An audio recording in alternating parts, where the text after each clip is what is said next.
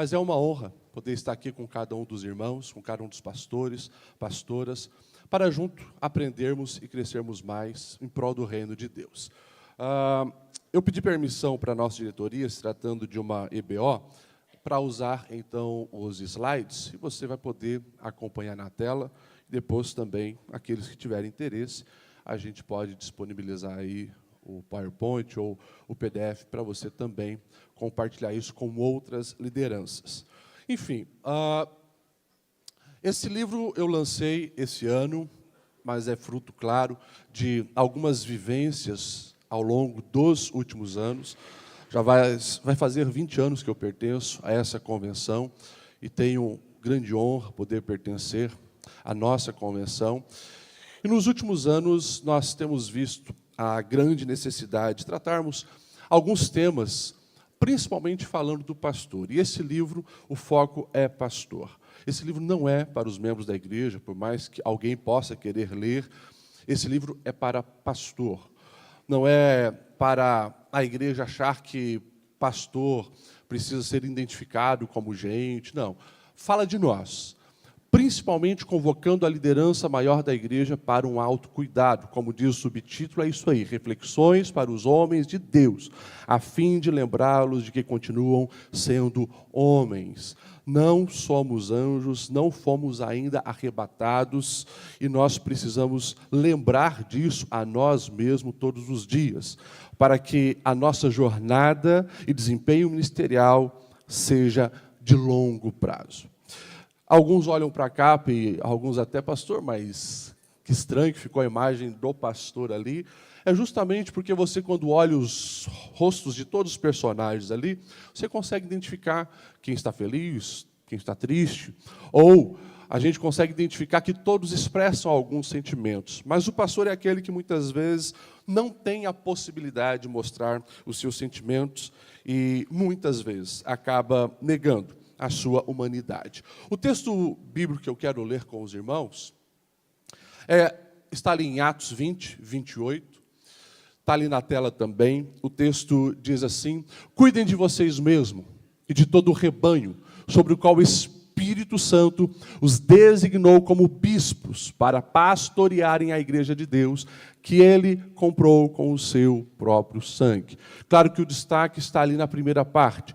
Cuidem de vocês mesmos. E posteriormente, então, do rebanho. Essa orientação você vai encontrar na despedida do apóstolo Paulo aos líderes da igreja de Éfeso. Uma igreja pujante, numa cidade pujante, uma cidade-chave, onde o apóstolo Paulo sabia da importância da igreja naquele local para que se espalhasse por toda a Ásia Menor. E ele vai, então, agora no seu último encontro, ele mesmo afirma: vocês não me verão mais. Então, as instruções são muito preciosas que o apóstolo Paulo passa àquela liderança, e se destaca aos meus olhos o verso 28, quando ele vai usar, então, essa expressão: cuidem de vocês mesmo. Eu fiz questão de ver no original o que significa essa palavra, cuidem de vocês mesmo. O meu grego não é muito bom, mas o termo é prosecte, ou seja, traz a ideia de prestar muita atenção. E os teólogos vão dizer que essa expressão fala de uma atitude ativa, contínua, de deliberada vigilância e cuidado. É interessante, um outro teólogo ele vai dizer que essa expressão é uma expressão do grego clássico usada para marinheiros, vigilantes ou médicos que precisavam ter um cuidado intenso e constante com os seus pacientes. Então, é isso que nós precisamos entender, a necessidade de ter um cuidado sobre nós mesmos. Por quê? E aqui tem duas perguntas. O pastor cuida de muitos, mas quem cuida do pastor? E a gente tem uma outra pergunta: como vai o estado emocional dos pastores? Eu me formei em psicologia no ano de 2013. Não fiz o curso de psicologia para abrir uma clínica e prestar terapia, mas o objetivo sempre foi uma ferramenta para o ministério. Porém, algo eu percebi. Eu percebi que a partir do momento que muitos irmãos descobriram que eu era psicólogo, a solicitação do atendimento pastoral começou a aumentar gradualmente. Eu também comecei a perceber que a solicitação de líderes, obreiros e muitas vezes pastor também começou a aumentar. E talvez o motivo principal de eu ter lançado esse livro nesse ano foi no começo desse ano, em janeiro. Eu fui procurado por três pastores.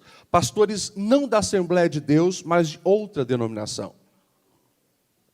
Ali em Blumenau, tem várias outras igrejas, várias outras comunidades. E em janeiro, 3 pastores de outras denominações foram me procurar. Os 3 estavam emocionalmente destruídos. 2 já cogitando a possibilidade de largar o ministério, e um terceiro, que até hoje eu o acompanho, já flertando com um possível suicídio. Isso me despertou para investigar um pouco mais, estudar um pouco mais sobre isso, para entender essas crises emocionais da liderança. Eu comecei a buscar algumas pesquisas.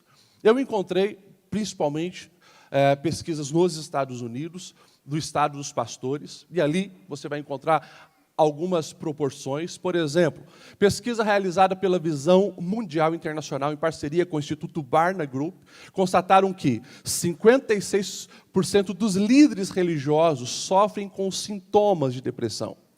65% relataram sentir-se solitários e isolados, de acordo com essa pesquisa específica. Uma outra pesquisa, lá em Hartford Institute, foi feito em outono de 2023, eles constataram que mais de 40% dos pastores consideraram deixar o ministério entre 2020 e 2023.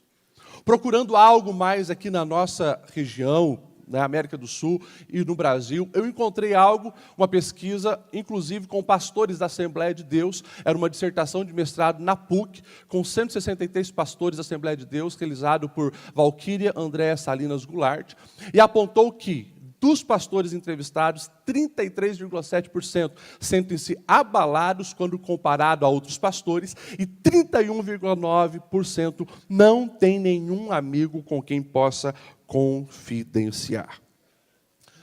E essa é uma realidade que muitas vezes nós precisamos olhar, inclusive, para o espelho da nossa alma. Nós vamos ver que muitos de nós, inclusive, já cogitaram largar o ministério. Muitas vezes, nos embates ministeriais, nas traições sofridas, nas calúnias sofridas, nos desafios que o ministério impõe sobre nós, muitos já pensaram em desistir. Eu não preciso disso. Por isso, essa reflexão é necessária. Tem um outro fator também interessante, né? E essa é uma das frases do meu livro. Além do estigma de super-homem, os pastores absorvem muita dor dos outros. E se não houver limites, a sobrecarga é certa. E ali embaixo está escrito: um pastor esgotado não é mais santo, apenas mais vulneráveis. É claro que o ministério é isso. O ministério é lutar por pessoas, o ministério é pastorear rebanho, é se envolver com vidas, o ministério é ajudar os outros a levarem as suas cargas. Porém, nós precisamos entender que o ministério, ele nunca foi uma proposta para carregarmos os fardos dos outros, mas ajudá-los a carregá-los, a ponto de esquecer os nossos. O ministério, ele precisa nos fazer refletir das mudanças que o mundo vai passando também ao longo dos anos. Por exemplo, você já deve ter percebido que as emoções e a alma das pessoas cada vez está mais fragilizada. A população cada vez mais está doente nas suas emoções, e não sou eu que estou dizendo. Por exemplo, a Organização Mundial de Saúde afirmou que, pós-pandemia, só pegando os últimos 5 anos, 25% a mais das pessoas estão depressivas e ansiosas. Sem falar que a hiperconectividade, a questão da internet, que tem tido um impacto em toda a humanidade, tem gerado maior perca de vínculos e muito mais pessoas têm desenvolvido uma identidade fragmentada, uma baixa tolerância à frustração, sensação crônica de vazio, e aquilo acaba gerando nessa epidemia de ansiedade. Ou seja, certamente pelos dados que nós estamos vendo, o pastoreio do meu avô, pastor Nirton, foi certamente diferente do que eu estou vivendo hoje como pastor. O nível de demanda pastoral, de gente com a alma adoecida, segundo os dados, é muito maior hoje do que era anteriormente. E é justamente por isso que nós, pastores, precisamos parar e refletir sobre o nosso exercício pastoral, para nós não corrermos o risco de estarmos carregando o fardo dos outros, que Deus não pediu que nós carregássemos, ou estar envolvendo em situações muito intensas, negando a nossa humanidade e não entendendo os nossos limites. Porque todos nós temos limites, e Deus colocou parâmetro para isso. Deus, em sua infinita sabedoria, estabeleceu parâmetros para o nosso bem. Ele não apenas nos chamou ao ministério, mas também nos deu diretrizes para que esse chamado seja sustentado e frutífero. E é claro, isso fala de o autocuidado, um espaço para o descanso, um líder reconhecer as suas limitações e assim buscar sempre uma renovação para a sua alma. E é por isso que eu e você, como pastores desse tempo, precisamos aprender a dizer não. Você pode falar isso para quem está do seu lado? Diga, aprenda a dizer não.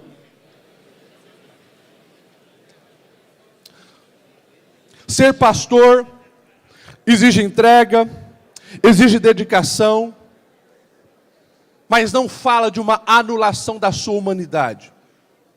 Ser pastor não fala de anulação das suas emoções.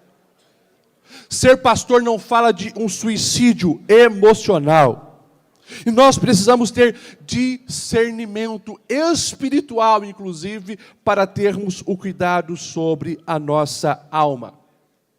Servir o reino de Deus, escute isso, não é fazer a vontade de todos aqueles que estão sob o nosso cuidado. Eu vou repetir isso. Servir o reino de Deus não é fazer todas as vontades das pessoas que foram confiadas a nós. Servir o reino de Deus é estar em sintonia com os céus a ponto de nós fazermos a vontade do Pai acima de todas as coisas. Porque se nós olharmos para a realidade ao nosso redor, as pessoas muitas vezes exigirão ou colocarão expectativas erradas sobre a nossa vida. Observe o ministério do próprio Mestre Jesus. Nós temos alguns momentos que nós vamos ver Jesus que sempre procurava estender a mão, orientar as multidões, mas ele não estava ali para suprir todas as expectativas da multidão. Lucas 5, do 15 ao 16, todavia as notícias a respeito dele se espalhavam ainda mais, de forma que multidões vinham para ouvi-lo e para serem curadas de suas doenças, mas Jesus retirava-se para lugares solitários e orava. João 6:16, sabendo Jesus que pretendiam proclamar o rei à força, retirou-se novamente sozinho para o monte. Nós sabemos que em muitos momentos a expectativa do povo sobre Jesus era apenas um show de cura, era apenas receber um alimento, conforme depois as expectativas deles após a multiplicação, ou uma revolução política. Mas Jesus, ele se posicionou de uma maneira centrada. O que importa é fazer a vontade do Pai. E muitas vezes ele precisava se retirar do meio do povo, voltar à intimidade com o Pai, para não ser confundido no seu chamado e na sua dedicação ao que tem valor eterno. E nós, líderes, precisamos cuidar também com essa expectativa que muitas vezes se coloca sobre o pastor ser o super-homem. Essa frase também está no meu livro e diz assim: negar a própria humanidade em nome do ministério é distorcer o evangelho. Jesus não nos chamou para nos autodestruirmos por Ele, mas para nos entregarmos com sabedoria, guiados pelo Espírito Santo e sustentados pela graça. Não vamos confundir o negar a si mesmo e tomar a cruz que Jesus diz com negar a humanidade, a personalidade. Jesus falava do egoísmo, Jesus falava da carnalidade pecaminosa, mas não da nossa humanidade, porque pastor também é gente. E um pastor que se acha super-homem, inabalável, que aguenta todas as coisas, que não abre o coração, que não tem solitude, que não busca recarregar as suas energias em Deus, nos relacionamentos, nas pessoas, esse pastor está mais vulnerável do que ele mesmo imagina. É cilada você acreditar que sempre tem que estar bem, sempre tem que estar forte e sempre tem que estar disponível. Essa é uma imagem irreal, utópica, e você não deve abraçar isso para a sua vida. Quando nós vamos para a palavra, alguns exemplos nos chocam. Um deles, Moisés, o grande homem de Deus, líder escolhido para tirar o povo do Egito e levar a terra prometida. Mas se você olhar lá em Números, capítulo 11, verso 14 e 17, você vai ver este homem, o grande líder preparado para esse tempo, dizendo: não posso levar todo esse povo sozinho. E ele está dizendo: essa responsabilidade é grande demais para mim. Se é assim que vais me tratar, mata-me agora mesmo. Se te agradas de mim, não me deixe ver a minha própria ruína. Olha a conversa de Moisés com Deus. E o Senhor responde dizendo: reúna 70 autoridades de Israel, que você sabe que são líderes e supervisores entre o povo. Leve-os à tenda do encontro para que estejam ali com você. Eu descerei, falarei com você, tirarei do espírito que está sobre você e porei sobre eles. Eles o ajudarão na árdua responsabilidade de conduzir o povo, de modo que você não tenha que assumir tudo isso sozinho. Deus nos criou com sabedoria, dinamismo, garra, e certamente quem Deus chama são pessoas determinadas, trabalhadoras para estar engajado no reino eterno. Mas Deus também colocou em nós limites e ritmo, e nós precisamos reconhecer isso. Corremos o risco cada vez mais de ser o pastor faz tudo.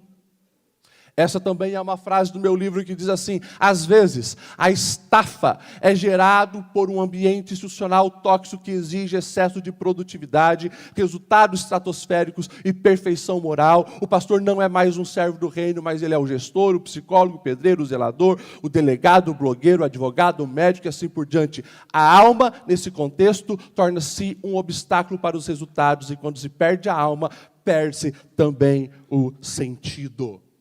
Sim, a demanda pastoral exige muitas coisas e muitas atividades nossa. Porém, não conseguimos ser o faz tudo. É preciso orar como Moisés, dizendo: Senhor, dá-me pessoas de confiança ao meu lado para dividir os fardos. Senhor, eu preciso de ajuda, porque senão a vida perde o sentido e o ministério perde o propósito. Portanto, nesse primeiro dia, eu gostaria de deixar 2 propostas. O livro tem 13 capítulos, 2 hoje, talvez 2 ou 3 amanhã. A primeira delas é nós nos posicionarmos para cuidarmos das nossas emoções. Eu quero lembrar você, grandes homens de Deus também enfrentaram dias sombrios.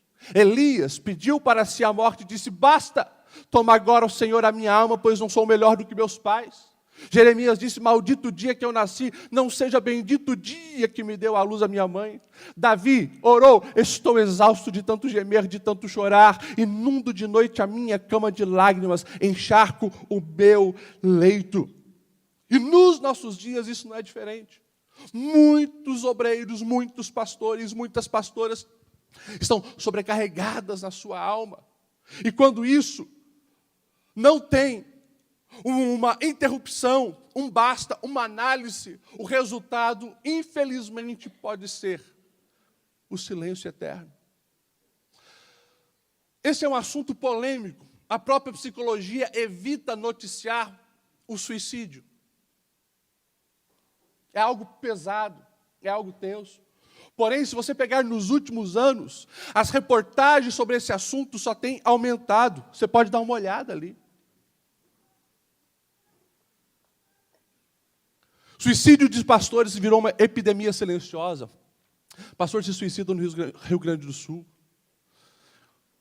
Estados Unidos, América Central e assim por diante. Em vários lugares isso está acontecendo. E a pergunta que fica, por que esses pastores não pediram ajuda? Temos talvez algumas respostas. Uma delas é por causa de análises superficiais. Se está fraco emocionalmente é porque está em pecado. Não aguenta a pressão. Deve estar fora da vontade de Deus.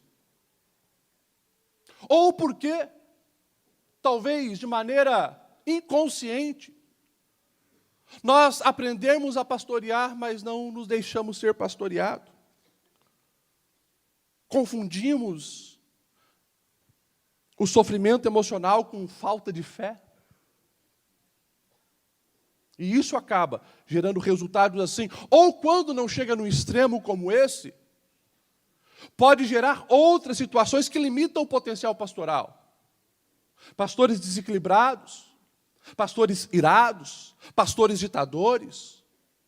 Não tem como a gente analisar todo esse quadro aqui, mas para você ter uma ideia do que a psicologia fala um pouco sobre isso, quando as feridas não são curadas, elas vão gerar defesas que limitam o nosso potencial, e está ali alguns exemplos.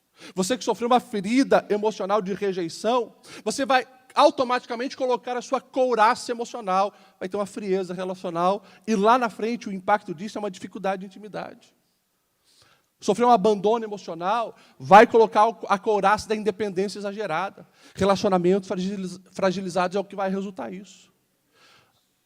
Trauma e traição vai gerar uma desconfiança crônica, e o pastor acaba se isolando. Falta de validação, carência de aprovação é a couraça que ele vai colocar, e isso compromete a sua autoestima, que sempre vai estar condicionada. Então nós precisamos voltar os olhos para a nossa alma e nos autoconhecer. Por que eu não confio em ninguém? Por que eu não tenho amigo? Por que eu não abro o coração? Por que eu tenho medo de pedir oração? Por que eu não abro a minha alma? Provavelmente há alguma ferida ali, você colocou uma couraça. Não se compreendeu ainda, mas essa couraça acaba limitando o tratamento das feridas. E muitas vezes, Deus precisa fazer como fez com o general Naamã. Estava com lepra, sim, mas também tinha um orgulho na sua alma que precisava ser superado. Naamã mesmo vai dizer, quando pede ajuda ao profeta, esperava que o profeta sairia, colocaria a mão sobre ele e ele seria curado. Mas o método de Deus é diferente. Quer receber a cura, Naamã? É 7 mergulhos no Rio Jordão. Se humilha, tira essa couraça, mostra a ferida para quem está vendo, mas é aí que você vai receber a cura. E cada mergulho de Naamã no Rio Jordão era um pouco do seu orgulho que ficava debaixo daquelas águas. Então nós precisamos conhecer a nossa alma e procurar soluções. E como eu falei, quero deixar aqui 2 propostas nesta manhã. A primeira é nós cuidar com o nosso tanque emocional e abastecer o nosso tanque emocional. A lógica é óbvia. Se o seu tanque emocional só se esvazia e nunca enche, o colapso é inevitável. Há muitos anos atrás, eu li um livro que quero recomendar também para os irmãos, do pastor Wayne Cordeiro, um grande pastor. Ele escreveu um livro, Andando com o Tanque Vazio, e ele fala exatamente disso. Como que o ministério dele quase foi por água abaixo. Um pastor mundialmente conhecido, porque ele não tinha colocado limites. Ele não entendia que a sua alma tinha esse tanque emocional, e ele só dava, e esvaziava sem nunca encher. É claro que esse é um chamado para uma autocompreensão sobre a sua alma. E eu fiz esse exercício há alguns anos e faço todo ano esse exercício. O que drena as minhas energias emocionais? O que exige que eu gaste o meu tanque emocional? E a vida pastoral exige. Você tem que fazer atendimento lá em Blumenau, 6, 7 atendimentos por dia. O atendimento pastoral geralmente é problema. Pastor, estou me divorciando. Pastor, meu filho está nas drogas. Pastor, estou endividado. Isso, queira ou não, são fardos também colocados sobre você para ajudar as pessoas. E vai saindo, e faz parte. Não estou dizendo que você não deve aconselhar, faz parte. Teu emocional precisa estar bem para ajudar essas pessoas. Lidar com problemas familiares, lidar com problemas financeiros, lidar com liderança difícil, lidar com pessoas complicadas dentro da igreja, tudo isso vai fazer com que o seu tanque emocional vá se esvaziando. Mas você também precisa encher, porque pastor também é gente. Eu descobri que no meu caso, ler um livro enche meu tanque emocional. Estar na mesa em família enche meu tanque emocional. Ter momentos de lazer com os meus filhos enche meu tanque emocional. Dirigir ouvindo uma ministração ou um bom louvor enche o meu tanque emocional. E nós precisamos equilibrar isso. Porque se você só se entrega, só se doa e não recebe, uma hora o tanque seca. E a sua vida emocional fica comprometida. A igreja sofre, a família sofre e você sofre quando tenta andar com o tanque vazio. Algumas perguntas para nós avaliarmos.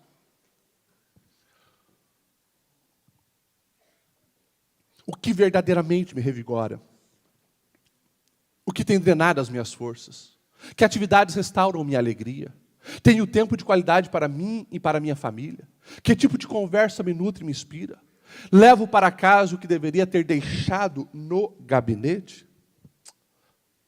Pense sobre isso.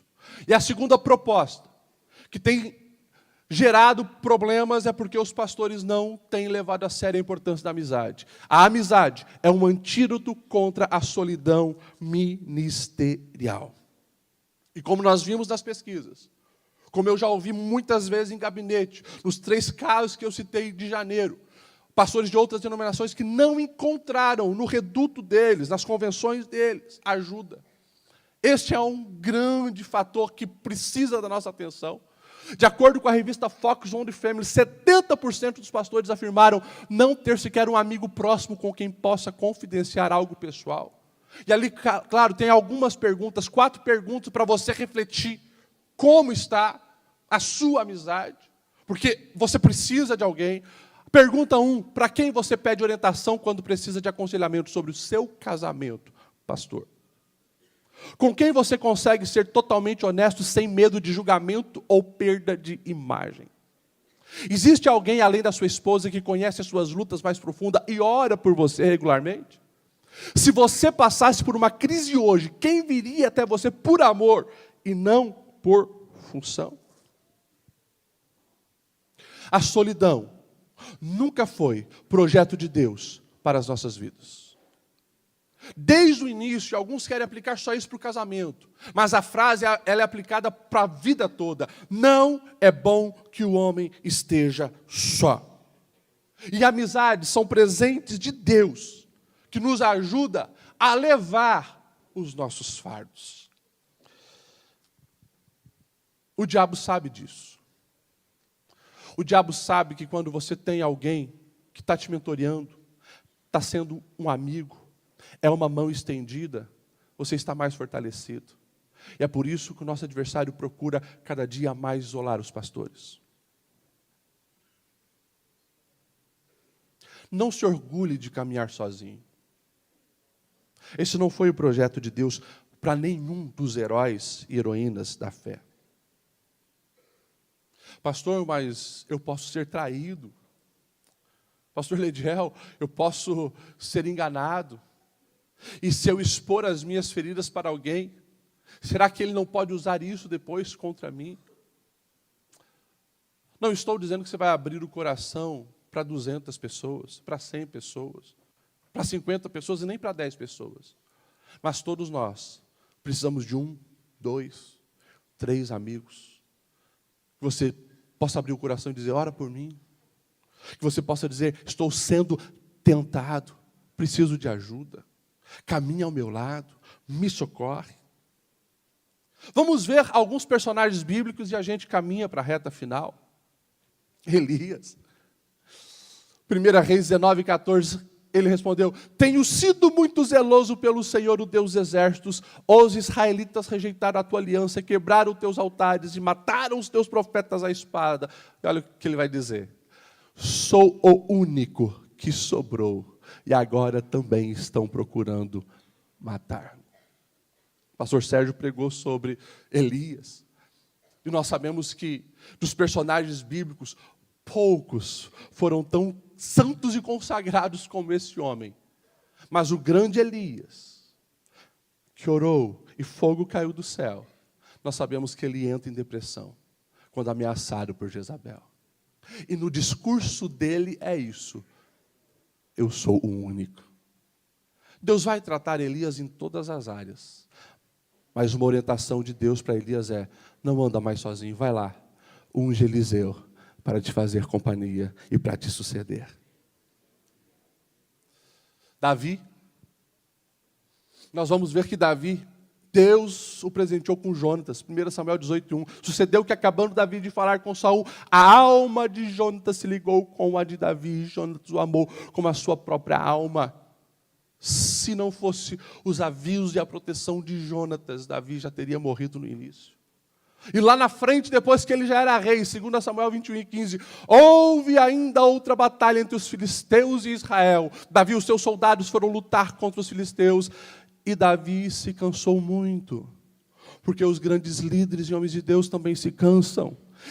E Isbi-Benob, descendente de Rafa, prometeu matar Davi, mas Absai, filho de Zeruia, foi em socorro de Davi e matou o filisteu. Eu e você precisamos de cobertura. Talvez você não está com uma espada de metal na mão, mas você sabe das lutas espirituais que você tem. Quem está te dando cobertura? O apóstolo Paulo, o grande apóstolo dos gentios, na carta aos Coríntios, segunda carta 7:5, pois quando chegamos à Macedônia não tivemos nenhum descanso, mas somos atribulados de toda forma, conflitos externos, temores internos. Deus, porém, que consola os abatidos, consolou-nos com a chegada de Tito. 2 Timóteo 4:9-11, procura vir logo ao meu encontro, pois Demas, amando o mundo, abandonou-me, foi para Tessalônica, Crescente foi para a Galácia, Tito para a Dalmácia, Lucas está comigo. Traga Marcos com você, porque ele me é útil para o ministério. Eu gosto do exemplo de Maria e Isabel. Lucas 1:39. Até o verso 42, naqueles dias Maria preparou-se e foi depressa para uma cidade da região montanhosa da Judéia, onde entrou na casa de Zacarias e saudou Isabel. Quando Isabel ouviu a saudação de Maria, o bebê agitou-se em seu ventre, e Isabel ficou cheia do Espírito Santo, em alta voz exclamou, bendita é você entre as mulheres, e bendito é o filho que você dará à luz. Maria tinha um grande desafio, não havia se casado, e aparecer grávida, pela cultura ia ser apedrejada. Ela recebeu orientações do anjo, que também a saudou, dizendo, bendita é você entre as mulheres, mas ela naquele momento precisava de um lugar de refúgio, aonde alguém que estava conectado com os céus, confirmaria na alma dela esse chamado. Toda mulher precisa de uma casa de Isabel. E o que mais me chama a atenção é o próprio Jesus. Mateus 26, 37, 38, reta final do ministério terreno de Jesus, levando consigo Pedro e os 2 filhos de Zebedeu, começou a se entristecer e a angustiar-se, e disse-lhe, então a minha alma está profundamente triste, numa tristeza mortal, fiquem aqui e vigiem comigo. Se o próprio Jesus, nos momentos de angústia, pediu ajuda, pediu companhia, pediu apoio. Quem somos nós para achar que nos bastamos e que não precisamos um do outro? Nós precisamos. E o Senhor tem levantado, sim, homens e mulheres que estão conectados com os céus para estender a mão e te ajudar. Vamos ficar em pé, vamos caminhar para o final. Amigos são presentes de Deus para sustentar o ministério no dia da angústia, para celebrar com Ele no dia da conquista e para lembrá-lo de quem Ele é quando o peso da responsabilidade tentar roubar a identidade. Cuida das suas emoções, cuidando do seu tanque emocional e cultivando uma amizade. Amanhã nós vamos falar sobre outros assuntos, mas eu queria que você nesse momento não orasse sozinho. Você pode procurar alguém, não a esposa, não o marido. Procure um outro homem, uma outra mulher, você mulher, e diga para essa pessoa: eu quero caminhar contigo. Eu estou disponível para te ajudar, estou disposto a estender a mão. Vamos orar. Se possível, eu queria pedir ao pastor Sérgio, meu filho, fazer essa oração e nos abençoar.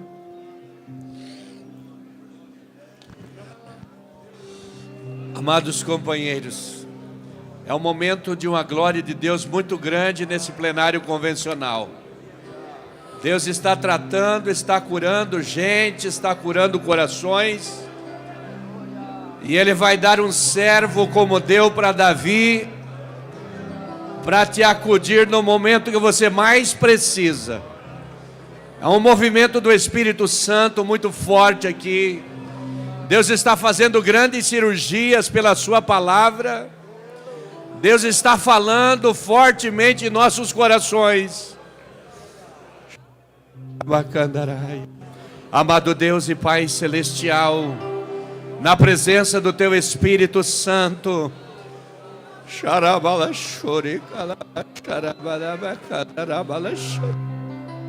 diante da Tua palavra, Senhor, que vem como um bálsamo para nossa alma, o Senhor faz cirurgia em corações, o Senhor ministra a cura para muitas almas, o Senhor movimenta as nossas vidas pelo Teu Espírito Santo, como efeito da Tua palavra ministrada pelo Teu servo nesta manhã. Venha tocar em nossas vidas, Senhor. Venha trazer esse avivamento poderoso. Só o Senhor sabe a situação de cada alma, a situação de cada vida. Só o Senhor sabe como precisamos ouvir a Tua voz através da ministração. Deus, desta manhã, realiza uma grande obra. Tira, Senhor, esta carga dos ombros do Teu filho. Tira este fardo dos ombros da Tua serva. Derrube as muralhas. Quebre as algemas, queima as cordas. Quebra as correntes. Faz milagres, Senhor, operando maravilhas extraordinárias. Que esta convenção, meu Deus, seja, meu Deus, mais momentos de cura, de libertação espiritual, de vitória completa, meu Deus, pelo efeito da Tua palavra.